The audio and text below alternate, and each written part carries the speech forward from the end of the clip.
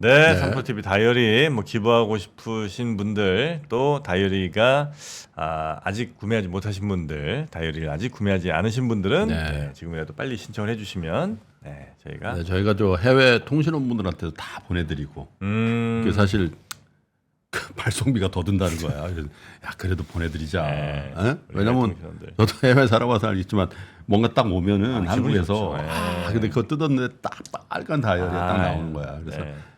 저기 러시아에 있는 분도 보내드리고 네. 에? 미국, 아프리카, 중동, 동남아시아, 아유, 보내드려요. 남미 다 보내드렸습니다. 아유 고맙습니다. 네. 아유 우리 해외 통신원분들 잘 계시죠? 네. 그리고 몇백 분 남았어요. 네. 그래서 마지막 떨입니다. 그런데 할인은 없어요, 여러분. 좋은데 쓴 건데 뭘 할인을 합니까? 네? 떨이 네. 이제 이번 주까지만 딱 떨이. 가격은 30,000 원입니다. 네. 그러네. 자, 제발 부탁드립니다. 네, 몇백만 남았죠? 자, 그럼 우리 박병창 이사님 또 모셔보도록 하겠습니다. 어서 오십시오. 예, 안녕하십니까. 어서 오세요. 네, 반갑습니다. 교보증권 작년 교보증권 정확히 맞췄어요. 네, 어떤 걸요? 지수 밴드. 작년에? 네. 그건 뭐 제가 교보증권의 직원이긴 하지만 우리 그 리서치센터의 의견이니까요. 네, 네. 그 여러분들이 그 오해하시면 안 되는 부분인데 사실은 그게 우리 자막이 항상 나오지 않나요? 그 저는 이제 아침 시황 방송이나 이런 정리를 좀 해드리는데 네. 방송에 출연하신 분들 거의 대부분이 그 출연자의 개인적 의견일 경우가 훨씬 더 많습니다. 공식적인 의견일 경우에는 리서치센터의 공식적 의견이라고 말을 하죠. 네. 그러니까 이제 제가 드리는 의견과 그거와 일치시켜서는 안 된다는 말씀을 드립니다. 네, 네, 네. 만약에 그걸 일치시키면은 회사에서 저한테 뭐라고 하겠죠. 네. 하여튼 뭐 지금 직장인 이제 교보증권에 계신 거고요. 네. 증시와 관련된 여러 도움 말씀들을 정말 여러 해 동안 쌓인 그 켜켜이 쌓인 경험으로 저희한테 좀 풀어주고 계십니다. 자, 우리 박병창 이사님과 함께 올해도 잘 한번 달려보겠습니다. 공부해 보겠습니다. 예. 네. 자, 그러면 뭐부터 좀 보면 좋을까요? 오늘은 첫날인데. 지난주에 우리 28일 날 끝났는데요. 네. 28일 목요일하고 금요일 날 미국 시장이 열렸습니다. 목요일은 강보합 수준이 끝났고요. 금요일은 소폭 하락을 했습니다. 이제 그 부분 좀 짚고 넘어가야 될 것 같고요. 그렇지만 지난 한 주에도 상승을 했습니다. 그 상승폭은 그렇게 크지는 않았지만 다우가 0.8, 나스닥이 0.12, S&P 500이 0.32% 올랐습니다. 그래서 9주 연속 상승을 했습니다. 그래서 부담감을 좀 갖으면서 지난 주에 마지막 이 거래일은 좀 약했다. 그렇게 보시면 될 것 같고요. 다우도 그렇고 나스닥도 그렇고 역사 신고 지수 뭐 지금 가 있는 그런 상황이고요. S&P 500만 역사 신고 지수 근처에서 마감을 좀 했습니다. 그래서 지난 한 주에 굉장히 좋았고요. 그리고 지난 한 해를 보더라도 연간으로 다우가 13.7%, 나스닥이 43%, S&P 500이 24%로 지난 한 해는 굉장히 좋았습니다. 네. 그 차트 그냥 한번 보겠습니다. S&P 500의 일봉입니다. 주봉입니다. 그러니까 연속적으로 계속 상승해서 역사적 신고 지수의 근처에 가 있는 모습을 좀 보여주고 있고요. 여러 차례 봤습니다. 그리고 S&P 500의 그 다음 것은 월봉입니다. 그 월봉에서 이렇게 볼 때 이걸 그 기술적 분석에서는 그 커비드 핸들이라고 합니다. 그래서 이제 기대감이 좀 있는 그런 상황입니다. 물론 종고점이 와 있기 때문에 여기서 좀 숨고르기라고 하죠. 차익 매물이 좀 나오지 않겠냐는 얘기가 지금 있는데 이걸 돌파하면 이제 추가적으로 단기적으로 상승하지 않을까라는 게 지금 월가의 시각들이 좀 나오고 있다. 그렇게 말씀드리겠고요. 그 다음 것은 연봉입니다. 연봉 보시면 어떤 생각이 들으세요? 그 장대 양봉이 있었고 그 다음에 음봉이 있었고 그 다음에 장대 연봉이 있었잖아요. 이 다음에 아까 우리 김프로님이 미스터 마켓에서 계속 말씀을 주셨지만 이 다음에 장대 연봉이 나올까요? 장대 양봉이 예. 저기서 추가로 예. 그런 경우가 거의 없었습니다. 거의 없었어요? 네, 거의 없었습니다. 장대 연봉이 연속적으로 나오는 경우는 거의 없고 예를 들어서 이때는 굉장히 큰 폭으로 상승을 그 했잖아요. 3년 동안 있었네요. 이거는 폭락했다가 빠진 거예요. 올라온 거예요. 밑에 꼬리를 팬데믹 때. 길게 달고. 네, 팬데믹 때 그 돈의 힘에서 이렇게 올라온 거죠. 근데 지금의 상황은 장대 연봉이 연속적으로 나오기는 좀 어렵지 않겠냐라는 게 월가의 전체적인 시각이에요. 장밋빛인데 7% 8% 오른다. 그러니까 그래서 뭐라고 표현하냐면 여기서 오르더라도 제한적인 상승 또는 오르더라도 좀 소폭으로 오르지 않겠냐. 뭐 이 정도 생각이에요. 제가 경험적으로 볼 때 기술적 분석상에서는 장대 양봉 후에는 그 다음에 장대 양봉이 이게 개별 종목에서도 그렇게 가는 종목은 드물어요.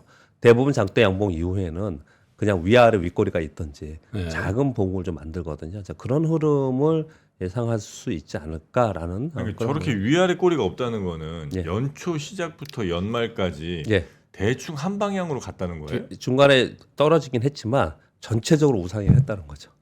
예. 아. 전체적으로 계속 우상향 했다는 거죠. 네네네. 밑으로 시가 이 아래로 많이 빠지지 않았다는 거예요. 올해 그런 거 같아요. 중간에 빠질 때가 있었죠. 있었지만 있었는데 그게 연초보다 더 연초보다 내려가는 건 밑으로 아니에요. 내려가지 않았다는 않고, 뜻이죠. 예, 않고 올라간 겁니다. 그렇게 보시면 될 것 같습니다. 네. 그냥 그걸 보면서 여러분들이 그냥 느끼시면 될 것 같아요. 전체적으로 분위기가 어땠는가 이렇게 보시면 좀 될지 않을까 생각합니다. 그래서 차트 잠깐 보여드렸고요. 우리 시장은 상대적으로는 2023년도에는 좀 약한 부분이 좀 있었습니다. 그런데 28일 날 지난주 마지막 폐장일 날 코스피가 1.6%나 올랐어요. 2,655포인트. 아까 좀 말씀 주셨죠, 정프로님이. 네. 비교적 상대적으로 큰 폭으로 올랐습니다. 전 세계 시장에서 우리 시장이 좀 큰 폭으로 좀 올랐고요. 코스닥 0.79% 올랐는데 그 이날 이렇게 많이 올랐던 이유가 뭐였냐면 선물 시장에서 끌어올리면서 선물이 1.9%나 올랐고요. 프로그램 매수가 1조 원 정도가 들어왔어요. 거기에 외국인들이 7천억, 기관들이 6천억이나 들어왔는데 마지막에 이런 현상이 나타나는 것들은 우리 시장이 좀 긍정적으로 이해는 됩니다. 그거를 잠깐 설명을 드리면 뭐 이건 좀 익숙하지 않더라도 그냥 보시기 바랍니다. 이게 선물입니다.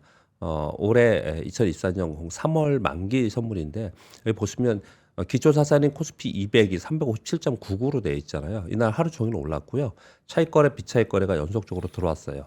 이날 아침에 시작하면서 이날 우리 특정 방송으로 같이 말씀을 나눴잖아요. 이때 매수의 총 거래 그 잔고가 주문 잔고가 훨씬 더 컸어요. 그래서 하루 종일 강세를 좀 보이는 모습을 나타냈고 여기 357.99를 제가 왜 이걸 오늘 보여드리냐면 한 번도 안 보여드린 것 같은데 이 기초자산의 지수가 있잖아요. 357.99. 요걸 가지고 지수를 환산해서 모든 우리 ATS, MTS에 이게 다 있어요. 그래서 현물의 행사가, 기초자산의 행사가가 357.50이면 우리 지수는 2651포인트라는 거고 360이라는 건 2670포인트라는 거예요. 요걸 보면서 거래를 하거든요.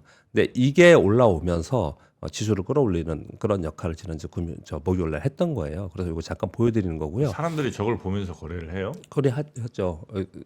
선물 거래하는 사람이나 차익 거래하는 사람 다 이걸 보고 하는 거고요. 그리고 참고로 이런 화면에 보면은 옆에 이렇게 보시면 옆에는 왼쪽은 콜옵션이고 오른쪽은 풋옵션이잖아요. 콜옵션을 산다는 거는 우리가 지수가 올라가면 돈을 버는 거고 풋옵션을 산다는 것은 지수가 내려가면 돈을 버는 거잖아요. 여기 보시면 지수가 이렇게 올라오면서 이 밑으로 355 밑으로는 콜옵션의 거래량이 거의 없죠. 이 밑에 보시면 거의 없고 이 위로 굉장히 많잖아요. 그러니까 지금 시장의 기대감이 위쪽으로 바라보고 있다라는 거예요. 한국에. 네, 우리나라 이렇게 바라보고 있다는 거예요. 물론 이거는 단기적인 겁니다. 3월모를 보고 있기 때문에 매월 있을 옵션 거래일이나 이럴 때 이게 바뀌어요. 그렇지만 이런 분위기가 지금 형성되어 있다라는 것을 볼 수 있다. 네, 그런 걸 좀 말씀을 드리는 겁니다. 네, 지난주 목요일 날은 이 선물 거래에 의한 비차익 프로그램 매수 그리고 차익 프로그램 매수가 대량으로 들어오면서 지수를 끌어올리는 그런 모습을 나타냈고 연말에 이런 모습을 나타낸 것은 시장에서 좀 긍정적으로 바라보고 있다. 그런 말씀을 드리는 것입니다. 오늘은 10시에 시장이 개장되고요. 수년하는 게 아니고 마감 시간은 똑같습니다. 오후 3시 30분에. 그럼 1시간 줄여서 하는 거예요? 1시간 줄여서 하는 겁니다. 보통 우리가 수련을 많이 하는데 1시간씩. 근데 오늘은 개장 시간만 1시간 줄이는 거다 이렇게 보시면 될 것 같고요. 그리고 내일 FMC 회의록이 있고 그리고 이번 주에는 고용 보고서가 나옵니다. 목요일 날 민간 ADP 민간 고용 보고서와 5일 날은 노동부의 고용 보고서가 나옵니다. 그래서 우리 시장에서는 가장 중요하게 생각하는 거는 다음 주입니다. 다음 주에 JP모건 헬스케어 컨퍼런스하고 CES가 다음 주에 동시에 다 있습니다. 그래서 여기에 관련된 종목들이 사실은 12월에 대부분 많이 올랐어요. 그런 종목들이 벌써 움직이기 시작을 했고요. 근데 JP모건 헬스케어 컨퍼런스는 실제로 어떤 이벤트 또는 수확물이 결과가 좋은 긍정적인 결과가 나오면 거기에 따라서 좀 움직임이 나타나는데 대부분의 종목들은 사실은 매물이 나오는 경우가 그간의 경험적 수치였고요. 그리고 CES는 여기서 신기술을 발표를 합니다. 그래서 그 신기술 발표를 하면 그 신기술 발표에 연관된 섹터 또는 테마들이 그 이후에도 한 1, 2개월 정도 움직이는 경향이 좀 있습니다. 네. 그래서 어떤 기술이 나오는지 보는 게 굉장히 중요하다. 나머지 부분들은 뭐 추후로 다시 말씀드리도록 하겠습니다. 자, 지금 전체적으로 보면은 S&P 500이 신고가 부근에 있고, 그리고 좀 전에 말씀드린 커비도 핸들의 패턴을 좀 만들고 있어서 전체적으로는 추가 상승 기대 심리가 좀 있어요. 그리고 추가 상승 기대 심리에는 어떤 효과들이 있냐면 연초 효과가 있고, 이벤트들이 있고, 그리고 요 이벤트가 끝나면 곧바로 또 월말 실적 시즌에 진입합니다. 그러니까 요 1월 말에 실적 시즌이라는 거는 기 실적이 나오는 거죠. 4분기하고 기 실적이.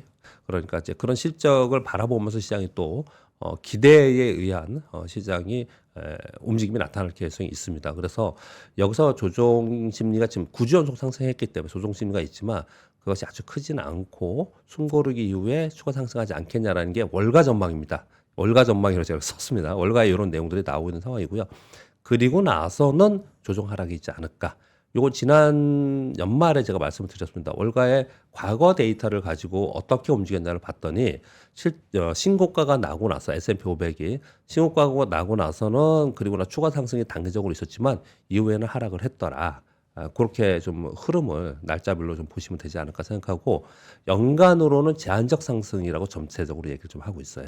그러니까 아주 강하게 움직이는 상승은 좀 아니지 않겠냐. 이런 전망들을 좀 하고 있는 상황이다. 정도까지 말씀드리겠고요. 네. 우리 시장은 일단 삼성전자가 박스권 돌파 후에 강세를 보이고 있습니다. 글로벌 반도체가 전체적으로 강하잖아요. 지금 삼성전자 보실게요. 삼성전자가 제가 이 주봉입니다. 옆으로 횡선을 그려놓고 이거 돌파하는 게 중요하고 이게 움직여지면 당연히 우리 지수가 움직이잖아요. 근데 돌파 후에 미적미적거리면서 간 게 아니고 굉장히 강하게 올랐습니다. 예, 그냥 굉장히 강하게 올랐어요. 근데 이게 올라오고 나서 그다음 월봉을 보면은 이 맨 위에 있는 윗골이 있는 거는 오버슈팅 됐다라고 우리가 치고 그 전까지 어디까지가 이렇게 강하게 올라왔냐 보면 이게 8만 원이에요. 삼성전자가. 근데 네. 8만 원에 거의 지금 이제 가까이 지금 가고 있는 그런 상황입니다. 그래서 8만 원 정도 가서는 우리 시장도 한 번쯤 주춤하는 그런 모습이 나타나지 않을까 이렇게 좀 생각을 좀 하고 있는 것 같고요. 그래서 전체적으로는 그렇다 하더라도 미국 시장 말씀드렸다시피 이 기대감이 지금 있는 상황이고 선물 시장에서 이미 외국인들은 3월물에서 상당 부분 매도 포지션을 좀 줄이고 있는 그런 상황이고 배수 포지션을 갖고 있어요. 그래서 지금 기대감이 3월까지는 있는 상황인 것 같아요. 이런 것들을 정리해서 이렇게 생각을 해보면 네. 우리 시장은 연간은 제한적 범위 내에 등락한다 이렇게 얘기를 지금 하고 있는 상황인 것 같고 전반적으로는. 근데 1, 2분기에는 좀 상승 전망을 하고 그 다음에 꺾였다가 그래서 그 전에 보니까 김한지 박사님이 M자형 얘기를 하시는 것 같더라고요. M. M자. 예. 올해 좀 그런 흐름이 나타나지 않을까. 그러니까 이런 거예요. 대세 상승이나 대세 하락이 아닌 올랐다가 다시 한번 내려왔다가 그 다음에 금리 인상 한다고 할 때 또 다시 한번 올랐다. 이런 식으로 움직이지 않을까 생각. M자는 우리 중년 아저씨들이 제일 싫어하는 아유, 단어인데 M자 진짜 싫어하죠. M자. 그런 흐름을 좀 그나마 M자가 고맙다는 분들도 있습니다. 다 올라가시니까 얘기를 좀 하고 있는 거 상황인 것 같고요. M자 가린다고 이거. 양쪽. 시장에서 이제 기대는 이런 거죠. 작년에 우리 시장이 글로벌 네. 주요 시장 대비 상대적으로 약세였거든요. 중국만 빼놓고. 그래서 올해는 상대적으로 좀 상대적 강세인 겁니다. 그냥 대세 상세 이런 얘기하는 게 아니고 그런 걸 좀 기대해 보지 않을까 이렇게 좀 생각을 하고 있는 것 같습니다. 근데 진짜 후행적인 게 예. 이제 삼성전자 얼마 7만 몇천 원, 8만 원 이제 가고 있잖아요. 8만 예. 원을 향해서. 그러니까 이 댓글들이 어떻게 달리냐면 야, 첫 차야. 삼성전자 가자. 첫 차다 이거야. 이제 사야 된다. 예. 근데 삼성전자 5만 원 초반까지 갔잖아요. 예. 그때는 뭐라 그러냐면 이제 예. 막차야 지금. 작년 1년 내내 빨리 그랬던 것 탈출해. 네, 그랬던 것 같습니다. 아, 삼성전자. 그런 얘기 많았죠. 그러니까 참 투자 심리라는 거는 근데 아까 김프로님 말씀 주신 거에 잠깐 저도 언급을 좀 드려보면요. 네. 지수 맞추는 거 뭐 그렇게 여러분들도 안 믿지 않습니까? 그냥 그만큼 주식시장은 변수가 많고 새로운 이벤트가 많이 발생되잖아요. 그래서 지수 자체를 맞추는 것보다도 조금 더 단순화시켜서 편하게 한번 생각을 해보시는 네. 방법을 좀 제안을 드리면 이런 거죠. 시장이 대세 상승이냐? 대세 상승이면은 사실은 각 섹터들이 순환하면서 웬만한 거 다 오르는 거잖아요. 그렇죠. 근데 대세 상승이냐? 그럼 거기에 맞춰서 웬만하면 그냥 거래를 더 적극적으로 하시는 게 맞을 것 같고요. 그럼 대세 하락이냐?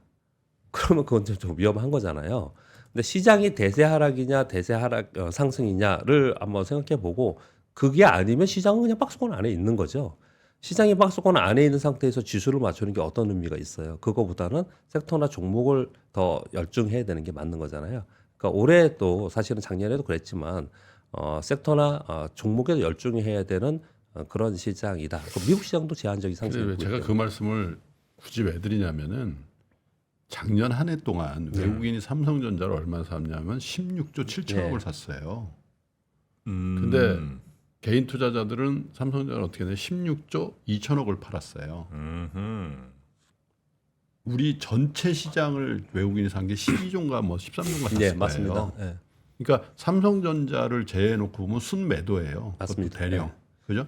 근데 정말 극명하게 비교가 된단 말이에요. 삼성전자를 그러면 물론 이제 뭐 삼성전자를 다 5만 원대 다 거둔 건 아니겠지. 6만 원대도 사고 7만 원대 샀겠지만 삼성전자를 무려 16조 7천억. 그러니까 우리 지수 전체보다도 더 많이 샀대 이게. 네. 근데 그걸 다 어디다가 누가 준 거냐면 개인이 준 거예요. 개인들이 좋습니다. 아니, 뭐 익절 잘하셨을 수도 있지 뭐. 그렇죠. 뭐 그런 분들도 네, 있죠. 뭐 한 네, 맞습니다. 6만 원에 사서 뭐 아니면 이제 좀 물려 있다가 네. 본전 근처에서 이제 팔고 지긋지긋하다 뭐 이럴 수 팔고 다른 쪽으로 가든지 아니면 현금 갖고 계시든지. 뭐 그래서 팔았을 때 저분은 그러잖아요. 사이먼 굿 어머님은 반도체를 싫어하셨어. 아, 어머님은 반도체를 싫어하셨죠. 네. 네. 그런데 뭐 생각을 해보면 어떤 때는 2차 전지고 어떤 때는 반도체고 어떤 때는 바이오고 우리 시장이 막 그러지 않습니까? 그러면 올해는 뭐냐? 사실 그 질문이 가장 많은 거고 가장 궁금한 거잖아요. 그걸 아는 사람들이 없죠. 없습니다, 시장에는. 그러니까 시장을 쳐다보고 있는 거고 어느 쪽에 돈이 흘러가는지를 보는 거고 그렇게 계속 보는 거고요. 그게 자신이 없으면 그냥 장기로 가는 거죠. 성장주의 장기로 가는 거고.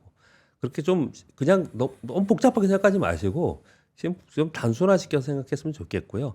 그래서 전체 올해 이 시장을 봤을 때 또 이거 자체도 틀릴지 모르겠지만 네. 대세 상승이나 대세 하락을 얘기하고 있지는 않는 것 같아요. 전체적으로 분석가들이 전체적으로 이렇게 보고 있는 것 같으니까 그러면 이 제한된 범위의 박스권에서 쭉 올라가다가 또 떨어졌다. 뭐 M자형 얘기도 나오는 것들 그런 거잖아요.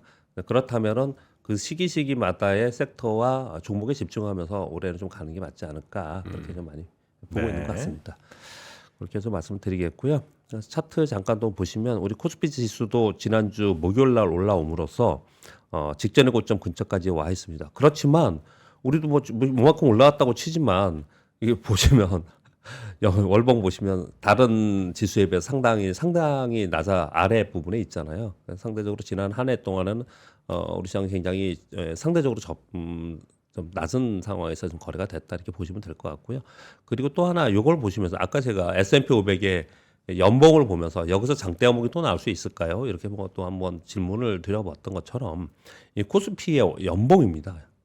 우리 코스피 연봉은 이 옆에 보면 이게 1994년부터거든요. 제가 아침에 이걸 보면서 이렇게 봤는데 500에서 1000포인트 17년간 있었더라고요. 무려 17년간. 중간에 외환위기 한 번 있었는데 그때 이제 박병창 이사님 한참 그 예. 증권맨 할 때죠. 들어오자마자 외환위기 맞았죠. 네. 들어오자마자. 이게 17년간 있었거든요. 근데 2005년도에 이걸 돌파했어요. 그 다음에 1000에서 2000 사이에 있었습니다. 2000 위에 좀 더 많이 있었지만 이 사이에서 몇 년 있었냐면 12년간 있었습니다. 이 사이에 12년간 있었어요. 그리고 나서 2017년도에 IT 대세 상승을 하면서 올라올 때 바야흐로 2000포인트를 넘어서서 안착을 했어요. 그리고 나서 1, 2, 3, 4, 5, 6, 7년간 지금 있는 상태고요. 중간에 이거를 일시적으로 아래로 깨거나 위로 올라가거나 하는 경우가 있거든요. 이거는 아주 특이한 경우예요. 이 아래로 경우 한 번 있었죠. 이게 언제입니까? 2020년 팬데믹이에요. 이런 경우 빼놓고는 다 여기 있었다는 거예요. 그러면 그냥 단순하게 생각을 해봐도 우리 시장이 여기서 가파르게 올라갈 수 있는 대세 상승이겠냐. 또는 이거 깨고 2000포인트 내려가는 거 보세요. 17년간 있는 500에서 1000이 있는 동안 여기서 500을 깨고 내려간 건 외환이기 때문이에요. 그리고 2000에서 2000포인트를 넘어서 올라가고 나서 2000을 깨고 내려간 건 팬데믹이에요. 또 1000에서 2000포인트 사이에 있었는데 1000을 깬 거는 금융위기뿐이에요. 이게 딱 3번뿐입니다. 자, 3번뿐이에요. 그러면 여기서 2000포인트 깨고 내려가서 밑으로 막 급락한다고 막 얘기한 사람이 작년에도 되게 많았어요. 재작년에도 있었고. 그렇지 않다니까요. 쉽지 않습니다. 왜냐하면 전체 이익단의 그로스가 커지기 때문에 그렇습니다. 그로스가.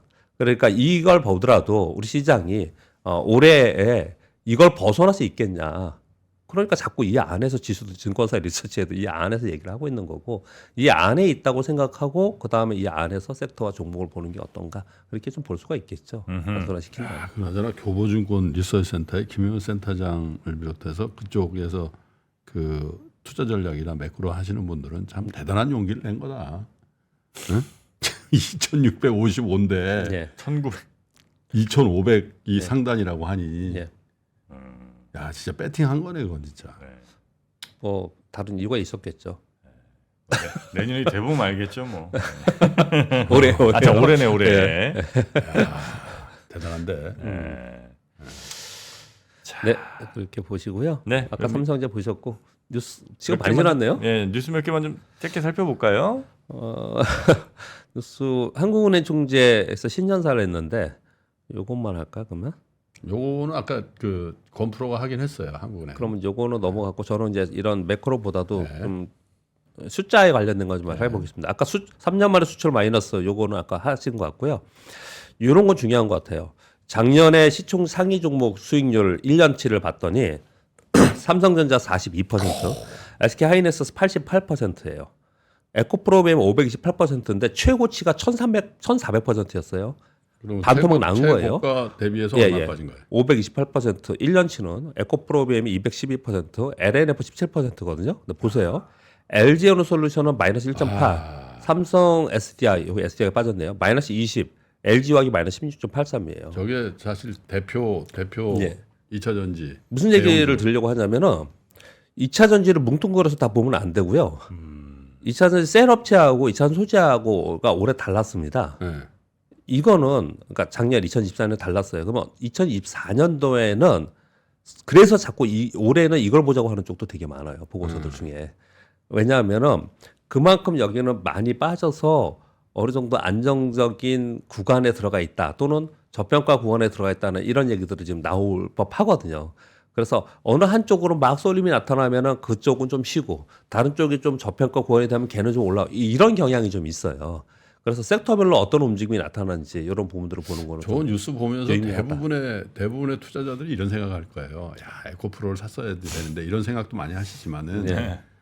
아유 뭘 한다고 여기 저기 왔다 갔다 했어 그냥 삼성전자 하이닉스 사버릴 거 그냥 갖고 있을 걸. 그렇죠. 그냥 갖고 있을 거 이런 생각을 많이 했겠죠. 그 생각을 제일 많이 할 거예요. 왜냐하면 예, 제일 많이 갖고 있었고 제일 많이 팔았으니까. 예, 맞습니다. 예. 근데 정확하게 만약에 SK 하이닉스 삼성전자를 팔고 그 팔면서 이 소재로 갔으면은 반대로 탄 게 꼴이 된 겁니다, 사실. 그러니까 중간 연초에 여름쯤에 바꿨다면. 그렇죠. SK 하이닉스 팔고 솔루션 샀다. 아니요. 처음에 에코프로 샀다가 예. 한 6월 뭐 7월 요때쯤에 딱 팔고 반도체를 딱 갈아타. 최고죠. 그게 최고였는데 예. 대부분은 삼성전자를 갖고 있었는데 삼성전자를 기다리다가 여름쯤에 삼성전자를 파고 에코프로는 에코프로를 샀다면 완전히 반대로 한 꼴이 된 거죠. 7월 20 며칠 날 그날 예, 26일 그날 싹 팔아가지고 삼성전자 사가지고 에이 나는 그만 먹을란다 이런 사람이 있었으면 뭐 그러니까 이제 와서 그런 지금 말씀 우리가 나누고 있는 게 그게 주식시장이잖아요. 네, 주식시장은 네.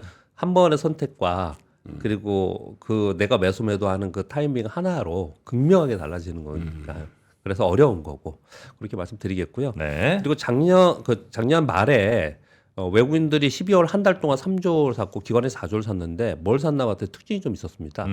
삼성전자, SK하이닉스 반도체를 제일 많이 샀고요. 그다음에 기아, 현대차, 자동차 샀고요.